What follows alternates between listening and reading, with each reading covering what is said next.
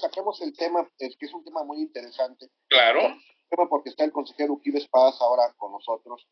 Y Uquibe Espadas ha solicitado en el tema del Consejo General del INE excusarse de las discusiones en torno a Campeche por el tiempo que él estuvo en el Estado participando en otras esferas. Entonces, sería un poco incómodo que el consejero entrara en el momento que estamos abordando un tema al que él mismo ha solicitado excusarse en las discusiones del Consejo General. No, por supuesto, nuestro invitado tiene los temas específicos, creo que es revocación de mandato, la reforma electoral, pero adelante, Ukip, si eres tan amable de conectar tu cámara, vemos que ya estás intentando entrar, ahí está. Buenos días. Buenos días. Buenos días, ¿cómo estás, Ukip? Aquí estamos los amigos Víctor Amendola, Aurora Sansores, para Francisco López Vargas, y pues caray, qué gusto que hayas aceptado esta invitación, nos daría mucho gusto también que nos compartas tus puntos de vista acerca de lo que es la revocación de mandato, la reforma electoral, lo que tú gustes, Ukip, aquí estamos para escucharte. Bueno, realmente el principal tema que tenemos ahorita en estos momentos en el Instituto Nacional Electoral es sin duda la revocación de mandato, la consulta de revocación de mandato que se llevará a cabo este domingo. El INE tiene ya todo listo, los paquetes se han entregado ya en su mayoría, los paquetes electorales, es decir, boletas, mamparas y el resto del material electoral, a los presidentes de los centros de votación. Ya están desde hace más de una semana, 2 semanas prácticamente, están establecidos en definitiva, está establecida la ubicación de estos centros de votación y pues estamos listos ya para recibir el voto de 92.700.000 personas, que son quienes tienen derecho a hacerlo. Este es un ejercicio que se realiza por primera vez en la historia del país. Ha habido pues diversos problemas políticos y legales. Me parece que es un momento que será muy útil para valorar a futuro cómo deben realizarse estos procesos. Nosotros hemos encontrado pues algunos problemas en la legislación vigente que esperaríamos sean ampliamente discutidos y en su caso se traduzcan en reformas con posterioridad al proceso de este día 10. Muy bien. Francisco López Vargas, adelante, amigo. Más de una persona ve como una trampa para la institución en la que tú participas, en la revocación de mandato. Y si nos atenemos a la historia de este gobierno actual, en la que los organismos autónomos parecieran ser muy incómodos, la sociedad civil pareciera ser prácticamente un estorbo para el gobierno, no estamos cayendo en el garlito de hacer algo que por mandato constitucional está obligada a la institución, pero al mismo tiempo hay algunos argumentos que dicen que el resultado final no va a ser legal porque la legislación que ordena la revocación de mandato no puede ser favorable a alguien que ya fue electo con anterioridad, o sea, una ley retroactiva, la retroactividad de la ley. No, a ver, la retroactividad de la ley en términos generales no se refiere a eso. A ti y a mí no se nos aplican el Código Civil, el Código Penal o el Código Mercantil vigentes en 1963, porque fue cuando nacimos. Se aplican las leyes conforme van surgiendo y eso modifica la relación legal de individuos y colectivos con el Estado. La no retroactividad se refiere estrictamente a hechos pasados, no a hechos futuros. Es decir, si durante la vigencia de un gobierno se establece la posibilidad de una medida de revocación, esto no afecta el hecho pasado. El hecho pasado fue la elección del presidente de la República, que efectivamente tiene vigencia hasta el 30 de septiembre de 2024. Pero cualquier hecho posterior a esta elección y toma de posesión que modifique las condiciones de ejercicio de la presidencia es perfectamente legal.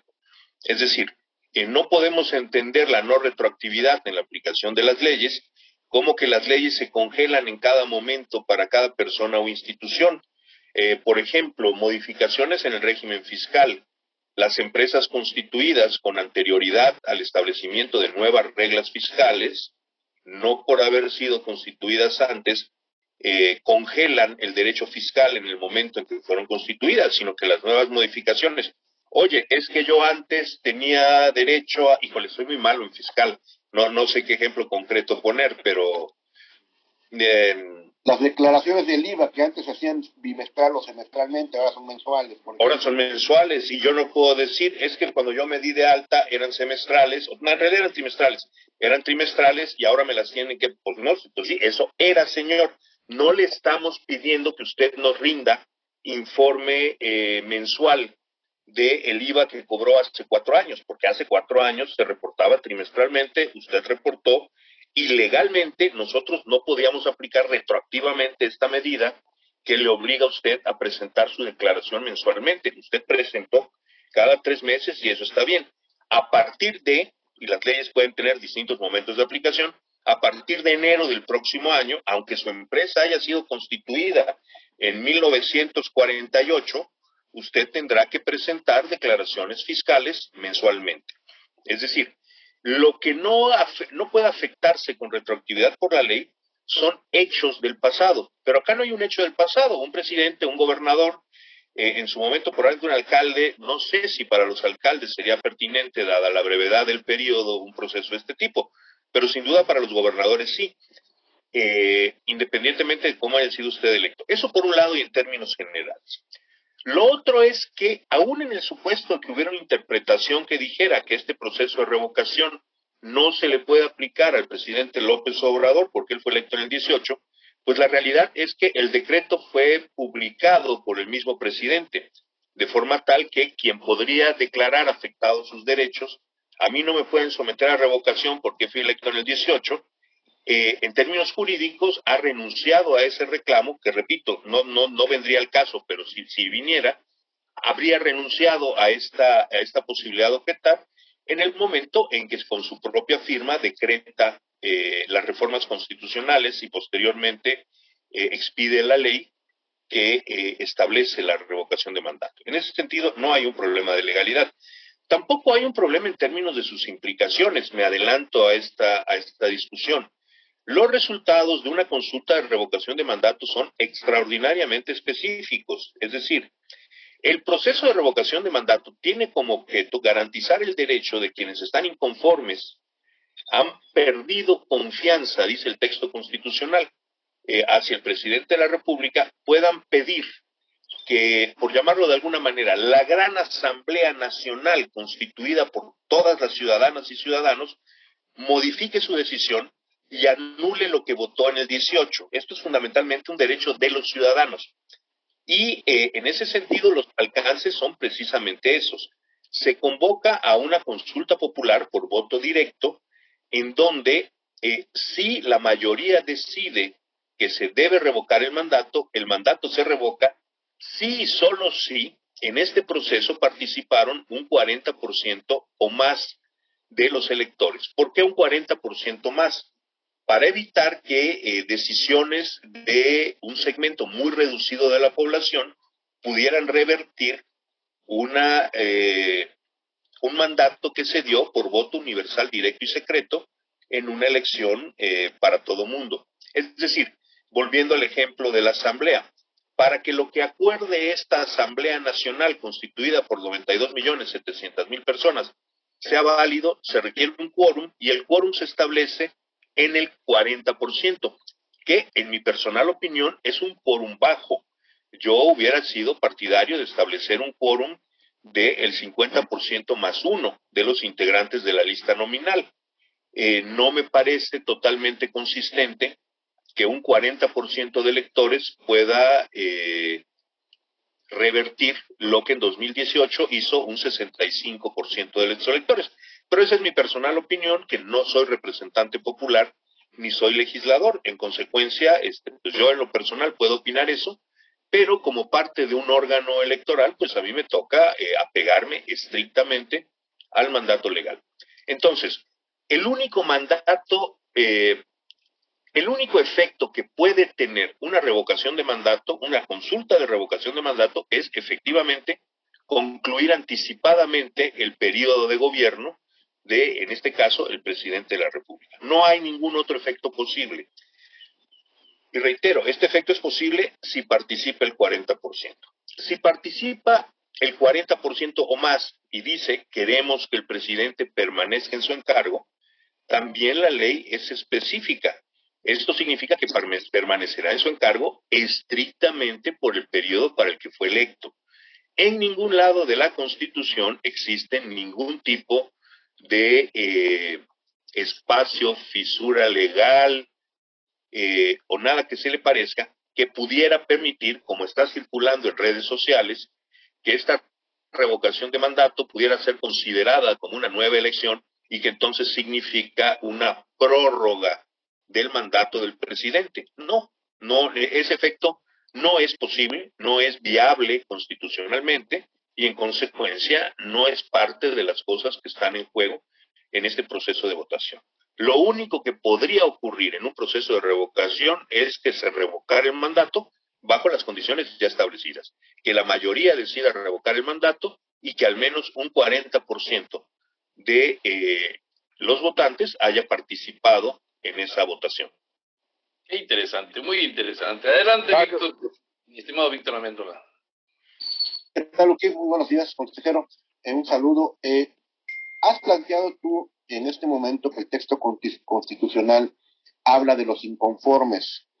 Entonces, en opinión de muchos, y te hago la pregunta, ¿está viciada de origen esta consulta de revocación de mandato, dado que la fuerza política que está impulsándola, que la está promoviendo, ya ha quedado muy claro con estos exabruptos del secretario de Gobernación, utilizando pues vehículos oficiales del Estado mexicano, agrediendo a los propios consejeros del INE, y que es el gobierno quien está promoviendo activamente la revocación de mandato, está viciada de origen en la concepción constitucional que habla de los inconformes y que no la revocación sea promovida e impulsada desde el poder? No iría yo tan lejos. A ver, la Constitución efectivamente lo que protege es el derecho de quienes hubieran perdido la confianza al presidente de la República.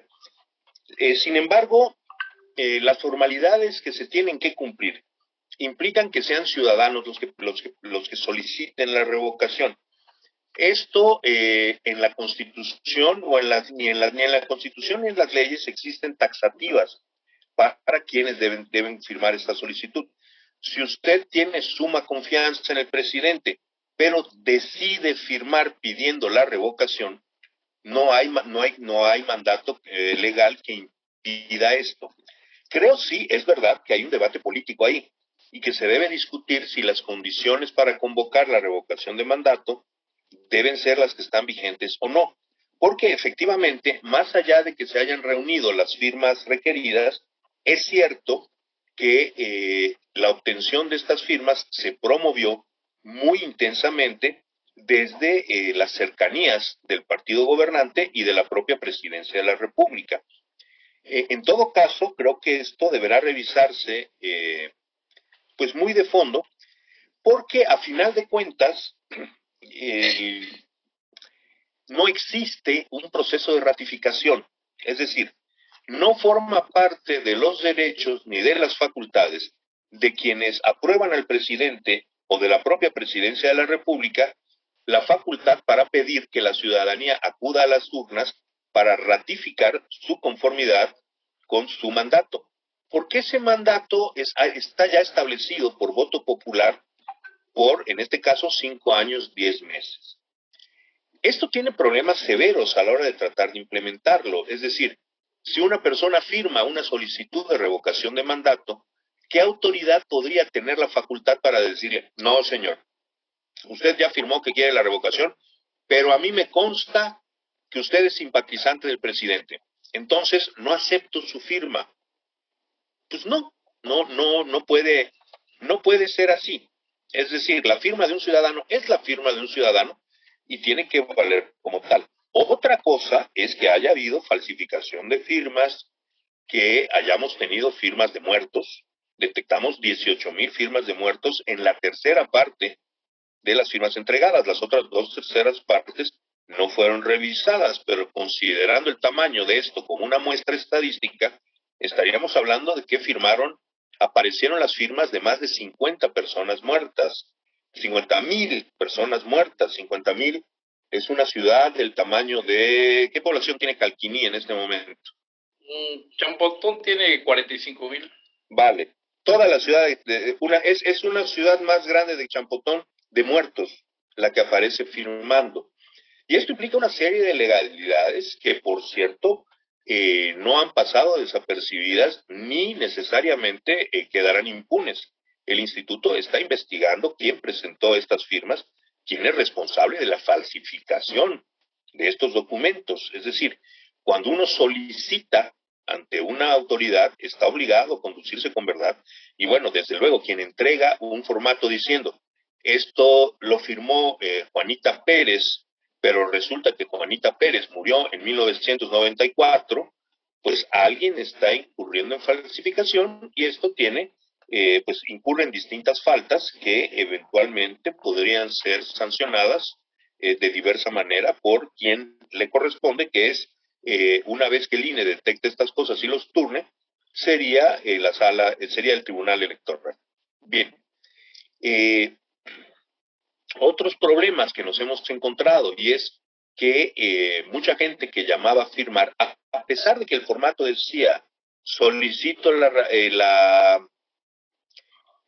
revocación del mandato del presidente por pérdida de confianza, los promotores sí estaban hablando de ratificación. La Corte dijo que esto era válido. Yo discrepo de la sentencia de la Corte, pero otra vez, donde manda capitán, no gobierna marinero. Mis criterios personales son eso, y lo que nos rige en estos asuntos son las decisiones de la Corte. Por lo tanto, la Corte ha permitido que se pidan las firmas llamando a la ratificación del mandato del presidente. Esta es otra cosa que hay que revisar legal y también constitucionalmente. A mí me parece que no es correcto aducir que que ratificación y revocación son términos que pueden ser confusos para la población. Eso se remedia cambiando el vocabulario, si fuera cierto, pero no confundiendo cosas que son diametralmente distintas. Otro asunto, y ese es el asunto nodal del problema político que estamos enfrentando en este momento, es que el instrumento que se utilizó para confrontar al instituto dentro de este proceso de revocación de mandato fue el estrangulamiento presupuestal.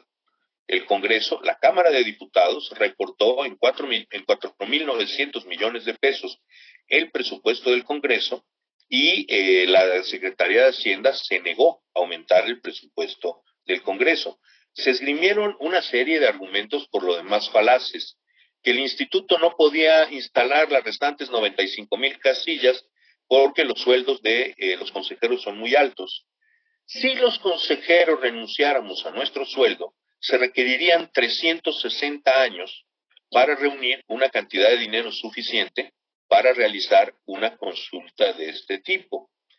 En ese sentido, la mayoría promovente de los grupos políticamente promoventes de esta revocación, que forman parte de una mayoría legislativa, han encontrado un segundo objetivo en la realización de este proceso, que es una embestida formal contra el Instituto Nacional Electoral, que tiene, y no lo digo yo, lo han expresado a ratos con gala de grosería, personas muy importantes de este espacio político, diciendo que se trata de aniquilar al INE. Esto me parece de suma gravedad en varios sentidos. Primero, adulterar, sabotear, lo digo con todas sus letras, un proceso constitucional destinado a darle voz a la ciudadanía frente al Estado, sabotearlo a través del estrangulamiento económico y tratar de traducir esto en un ariete para destruir a la autoridad electoral autónoma, que es la que ha sido garante de elecciones limpias en este país desde 1996. Esto sí me parece que debe ser revisado. Y acá lo señalo con toda claridad. el Poder Judicial de la Federación tiene un severo pendiente de largo aliento en este tema. El Tribunal Electoral optó por no pronunciarse en ese sentido y la Corte no ha resuelto la controversia del INE. Pero es mi opinión que si la Corte no resuelve de manera clara que no es facultad de quien decide el presupuesto estrangular económicamente a otras autoridades, si la Corte no marca esto como un límite judicial infranqueable, de lo que estaríamos hablando es de haber legalizado pasivamente que quienes controlan el presupuesto de la nación o de un estado puedan estrangular económicamente a órganos autónomos y a poderes emanados de la votación en municipios o estados que no estuvieran en sintonía política con esta autoridad que decide el presupuesto. Esto, he repetido los ejemplos reiteradamente en estos debates, es algo que sucedía rutinariamente durante el viejo régimen. En 1967, cuando Víctor Manuel Correa Rachó ganó la alcaldía de Mérida, lo primero que ocurrió es que el Congreso del Estado lo estranguló presupuestalmente. Es decir, es una manera ilegítima como el poder acostumbraba a enfrentar los triunfos opositores. Otro tanto ocurrió cuando Alejandro Gascón Mercado ganó en 1971 la alcaldía de Tepic. En esos años la oposición no le podía ganar capitales de estado al partido gobernante y si se le ganaban, se les arrebataba. Y el primer paso para arrebatarlo era el estrangulamiento económico. De ese tamaño es la responsabilidad que hoy tiene en su mesa la Suprema Corte de Justicia de la Nación. Toca a la Corte decidir si da carta de legitimidad a este mecanismo arcaico de la política mexicana, del estrangulamiento económico, autoridades distintas de la que decide el presupuesto, o si marcan un claro límite que tiene que ver con el funcionamiento del Estado mexicano mismo, y en el caso de las autoridades electorales, que entre paréntesis digo que hay diversos órganos electorales locales que están siendo estrangulados económicamente por sus congresos. Y aquí es donde la Corte, en mi opinión, le debe a la sociedad y al proceso democrático que esta sociedad ha construido a lo largo en esta última etapa de más de 40 años, es donde el Poder Judicial debe una resolución inequívoca que proscriba estos mecanismos de estrangulamiento económico que son ilegítimos en términos del funcionamiento del Estado mexicano y son especialmente ilegítimos de manera más notable en términos de la democracia del país. Gracias. ¿Alguna reflexión, maestra Aurora? Sí, lo que pasa es que nos acabas de dar una cátedra, consejero, me da mucho gusto saludarte y verte de nuevo después de muchos años. Fíjate que me acabas de plantear un panorama tan preocupante que va de fuerza, ¿no? Primero, te voy a preguntar qué pasaría en el remoto caso, y ya te digo remoto porque después de todo lo que estoy viendo, en el remoto caso de que saliera el 40% y votaran a favor de que se fuera el presidente de la República, ¿cuál sería el proceso a seguir? ¿No? ¿Quiénes intervendrían en lo sucesivo? Pero en este momento, además quisiera preguntarte, se ha hablado mucho de que el Instituto Electoral es muy caro y bueno, tú has vivido estos procesos electorales desde hace muchísimos años, creo que desde que te conozco te he visto metido en este rollo electoral. Y tú sabes la diferencia de tener una organización electoral barata y una que ellos consideran cara porque no tienen ni la más remota idea de los costos que equivale a hacer una elección, tanto desde la información, el acondicionamiento, el tener a las gentes preparadas. Pero también en este momento yo te preguntaría, ¿qué tan difícil sería volver a aquellos tiempos en que elegías a cualquiera que pasara por la calle para estar en el órgano electoral, como quiere el presidente, que sea un ciudadano cualquiera y no como se está haciendo actualmente, que tiene que ser hasta por examen de oposición de gente que conozca el tema electoral? A ver, es que estamos ante problemas muy graves en ese sentido. Efectivamente, a la ciudadanía le molesta mucho el dispendio. Y cuando alguien grita que se está gastando demasiado dinero en algo, pues hay una tendencia más bien general de aceptar que eso es verdad. Sin embargo, si nosotros vemos por qué el Instituto Nacional Electoral cuesta lo que cuesta, y recordamos la historia de cómo llegamos acá, vamos a entender que el Instituto Nacional no es un instituto caro, sino que el gasto que hace es un gasto indispensable para garantizar elecciones íntegras. Cosas muy elementales como la boleta electoral. La boleta electoral es impresa en papel seguridad, no en el caso de la revocación, pero en el caso de las constitucionales y en todos los casos con una serie de medidas de seguridad en su proceso de impresión que la hacen totalmente infalsificable. Esto es mucho más caro que mandar a imprimir en papel ordinario las boletas como se hacía en las anteriores elecciones. ¿Por qué no volver a eso? Porque nos daría boletas falsificables. Todos recordamos lo que pasó en aquel pasado temporalmente remoto, pero algunos indicios ominosos en estos últimos años nos indican que si se rompen estos candados, esos riesgos están ahí. ¿Qué ocurría en el pasado? Que los gobiernos hacían sobretiros de boletas, sobretiros destinados a distintos fines, destinados a ser distribuidos entre su tropa electoral para que con boletas de este sobretiro las metieran junto con las boletas auténticas en las urnas, alterando así el resultado. Servían también para entregarle a los presidentes de casilla para que tuvieran listos paquetes de boletas tachadas por el partido de Estado que pudieran sustituir las boletas de la urna en el caso de que el resultado fuera desfavorable.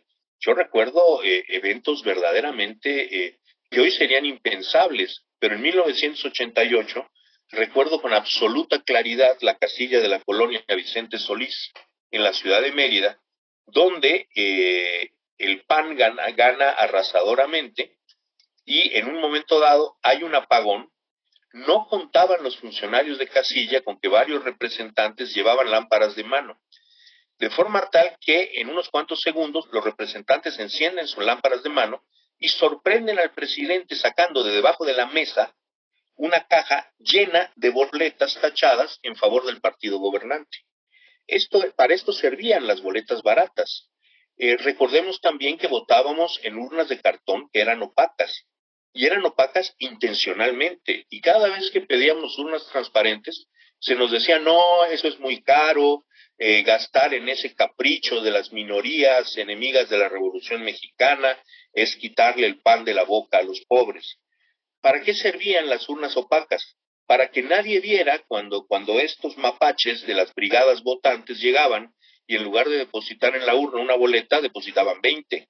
O para que cuando el representante de casilla se presentara, como se le había instruido, a las 7 de la mañana a la casilla, una hora antes de su apertura, se encontrara con que las urnas ya estaban instaladas y no pudiera ver que estaban rellenas, lo cual era conocido en aquellos términos, en el lenguaje electoral, como urnas embarazadas.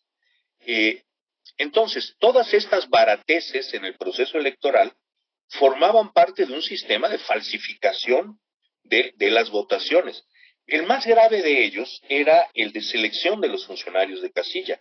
Los funcionarios de casilla eran seleccionados por decisión de los comités distritales, todos los cuales estaban bajo el control del gobierno, entre otras cosas, porque quien se hacía cargo del proceso electoral era la Comisión Federal Electoral, presidida por el secretario de Gobernación. Entonces, lo que hacían era meter a sus operadores como funcionarios de casilla. La primera vez que yo participé en una elección fue como representante general, no por mis grandes aptitudes, sino porque mi papá me prestaba un bolcho. Entonces, pues con el bolcho podía yo recorrer casillas, que en el estado de precariedad de la oposición de aquellos años no era un asunto menor. Pero bueno, el chiste es que como representante en 1981, no en 1982, como representante general, comienzo a recorrer las casillas y me encuentro con que en algunos casos los funcionarios de casilla eran los mismos que en 1969. ¿Cuál es la relevancia de que fueran los mismos que en 1969? Que fueron los que ejecutaron el gran fraude electoral con el cual se despojó de la gubernatura de Yucatán a Correa Racho. como habían demostrado su eficacia en la falsificación electoral, estos funcionarios se mantenían ahí para cuando yo llegué desde hacía 12 años y hacían ese trabajo. Eran auténticos mapaches cuya función era garantizar que el resultado electoral fuera el que se les había ordenado. Y esto se mantuvo así todavía durante una buena cantidad de tiempo, hasta que se logró establecer el sistema que tenemos actualmente de un proceso de doble insaculación, en donde son seleccionados, digamos, como precandidatos a funcionarios, las personas que nacieron en cierto mes y cuyos apellidos comienzan con ciertas letras. Se les capacita y luego, de acuerdo con su grado escolar, ocupan las distintas posiciones. Esto significa que cada año que llegamos a la casilla nos encontramos con diferentes funcionarios. Como esto se hace así en todo el país, es materialmente imposible que un solo partido o fuerza política pueda instalar a sus operadores en las casillas. Eventualmente llegan algunos, porque los partidos promueven que sus militantes participen en la capacitación, lo cual me parece bien, pero que al no encontrarse solos, primero son militantes, no necesariamente son ampones electorales, y son militantes que están vigilados por otras personas, donde a lo mejor también hay algún militante de otra fuerza política, y están vigilados por representantes de casilla. Ese es otro fenómeno que ya no tenemos. Ya no hay, salvo rarísimas excepciones, expulsión de representantes de casilla de las mesas. Todo esto, la capacitación de insaculados es un proceso enormemente costoso. Hay que capacitar a 12 millones de personas. ¿Esto cuesta? Sí, sí cuesta. ¿Hay alternativas? Podría haberlas. No eliminar el proceso aleatorio, sino descargar la capacitación en otras instancias. Yo creo que lo principal de la capacitación electoral a estas alturas de la democracia mexicana debe darse en las escuelas, desde la primaria, en las prácticas, y que cada ciudadano en formación y luego cada ciudadano hecho, tengan desde temprana edad una idea muy clara de cómo funciona una casilla electoral, porque tampoco hay grandes misterios en el funcionamiento de una casilla electoral. Puede ser barroco, puede tener que hacer muchas cositas, pero todas tienen un orden lógico y están relacionadas con evitar fundamentalmente el fraude electoral. En ese sentido, yo creo que mi propuesta es que a mediano plazo logremos que en México podamos decir que pues un presidente de casilla en cada bachiller te dio, que cada quien que haya terminado el bachillerato conozca el funcionamiento de una presidencia de casilla porque lo estudió desde la secundaria, a lo mejor desde la primaria, de forma tal que cuando llega el capacitador electoral a su casa, pues materialmente se trate simplemente de repasar si lo que aprendió en la escuela todavía está allá, y esto reduzca los tiempos de capacitación, en consecuencia reduzca el número de capacitadores necesarios y además nos garantice que los ciudadanos que lleguen como a funcionarios de casilla sepan hacer mejor su tarea. Gravísimo sería eliminar este proceso de selección y comenzar a dejar funcionarios de casilla a partir de que formen parte o no de una mayoría electoral. De ahí venimos. Nos costó muchos años de lucha, décadas de lucha, salir de ahí, porque eso garantizaba el fraude electoral, y pasar a un sistema que cuesta más, pero que garantiza que los votos se cuentan y se cuentan bien. ¿Vale la pena gastar en este dinero? Sí, sí vale la pena. Porque cuando hay fraudes electorales, también estamos hablando de compromisos económicos que después se van a pagar, y de que los gobiernos que llegan haciendo trampa tienen muchos más compromisos que cualquier otro gobierno, y que el dispendio de dinero sería muy superior al hecho por la autoridad electoral para garantizar la imparcialidad de los funcionarios de casilla. Consejero, muy completa la exposición de ideas que nos estás expresando, y yo me quedo en lo personal con el riesgo a futuro de este órgano electoral que ha dado muestra de ser un soporte de una parte fundamental de la democracia. Expresiones como no hagan caso al INE o no me vengan ahora con que la ley es la ley, la violación sistemática en este proceso de revocación por parte del gobierno federal, de los estatales, los municipales, del partido Morena, y caray, veo una trampa para demeritar por supuesto, este órgano autónomo electoral. ¿Estamos viendo a futuro un debilitamiento de esta institución antes de que termine este sexenio o hay INE para rato? Bueno, a ver, el futuro del INE no depende del INE. El INE, hasta la última encuesta, que por cierto salió publicada ayer, es la institución civil con la mayor credibilidad del país. Esto es así porque la sociedad nos ha visto en funcionamiento en las elecciones, porque la sociedad cuenta con un medio de identificación absolutamente infalsificable, que es la credencial del elector, y que le ha resultado extraordinariamente útil a la ciudadanía. Sin embargo, nuestro futuro no depende del INE. El futuro del INE depende del Congreso de la Unión. Y, dadas las propuestas que están en la mesa hoy, el futuro del INE depende de cómo vayan a votar diputados y senadores, especialmente de cómo vayan a votar los partidos que no están dentro del bloque mayoritario. Creo que la gran responsabilidad de lo que ocurra con el instituto hoy descansa realmente en los legisladores de esos partidos políticos. Son los legisladores de esos partidos políticos los que le dirán a la sociedad: di la batalla y logré que conserváramos una autoridad electoral autónoma que te va a proveer a ti de elecciones íntegras en los años que vienen, o decir, pues negocié por mis intereses personales, económicos y cargos políticos y decidí llevarme entre las patas al INE, y pues ahí te ves con las nuevas elecciones fraudulentas que van a ser como las que tuvimos en 1988, y pues qué bien a los que les tocó disfrutar de 30 años de democracia mexicana.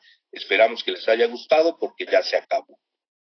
Qué terrible panorama. Pues mira, la idea era tenerte media hora, no sé si tienes tu agenda cargada, pero aquí está Francisco López Vargas, Víctor. ¿Ah?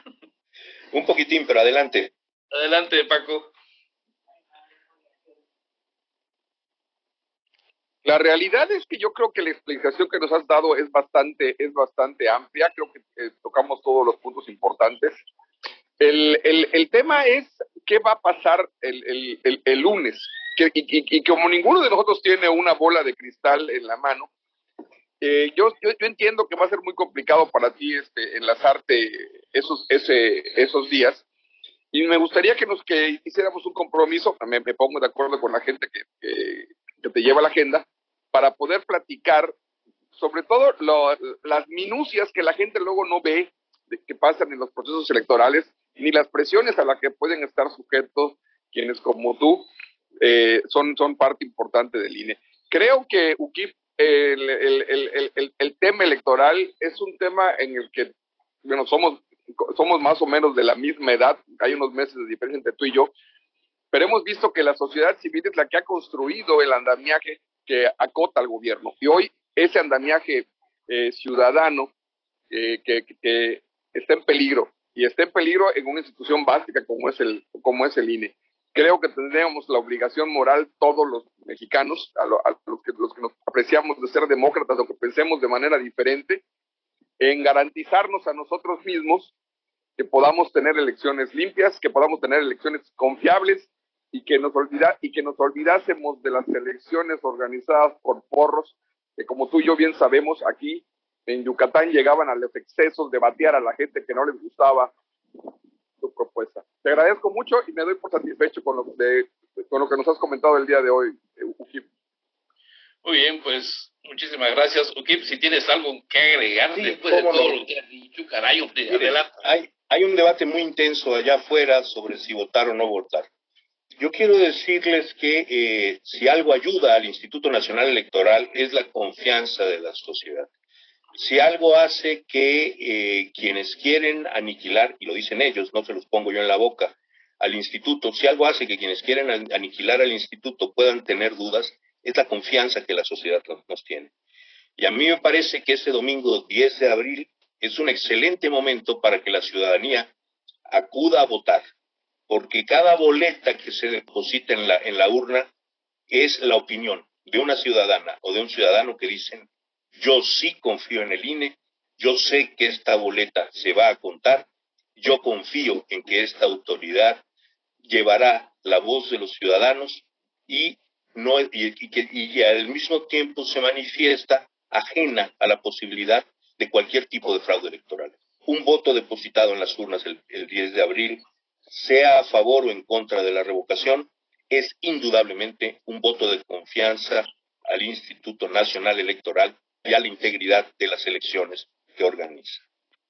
Muchas gracias. Muchísimas gracias, Ukip. Gracias, Víctor. Gracias, Paco, Aurora. Ya se nos fue el tiempo.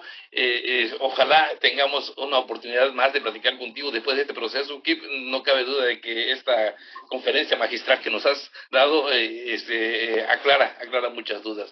Gracias, amigos. Gracias a toda la gente. Muchas gracias, consejero. Ya no nos da tiempo de comentar tanto comentario, pero te felicitan, Ukip, por todo esto que dice, hasta que escuché algo congruente y práctico, que de las escuelas empiece a forjarse a los funcionarios de casilla. Mira nada más qué cosa. Gracias, Joaquín. Gracias, Víctor, Paco, Aurora. Y a todos, gracias. Muchísimas gracias. Muy buenos días.